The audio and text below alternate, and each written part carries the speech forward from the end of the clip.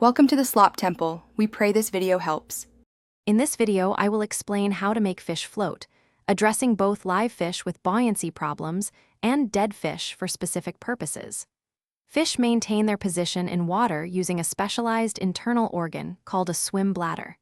When this organ malfunctions, or after a fish passes away, its natural buoyancy changes. Understanding these mechanisms is key to addressing floating issues effectively. If your live fish is struggling with buoyancy, often due to swim bladder issues, there are several steps to help. First, fast the fish for about 3 days.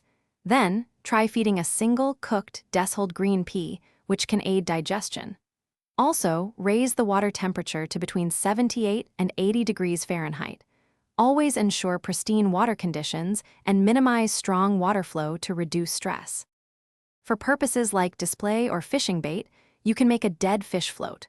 One common method involves using a large syringe to carefully inject air into the fish's body cavity, inflating it to achieve buoyancy. Another technique is to insert small pieces of buoyant material, such as styrofoam, into the gullet. For bait, you might also attach external floats or use fishing line to suspend it at a desired depth. When addressing fish buoyancy, remember that water quality is paramount for live fish health. If buoyancy problems persist, consulting an aquatic veterinarian is highly recommended for proper diagnosis and treatment. For dead fish used in displays, always ensure that any materials you introduce are environmentally safe and non-toxic. Gentle handling is crucial in all situations to prevent additional stress or physical harm. Thanks for watching. Consider subscribing if we helped you.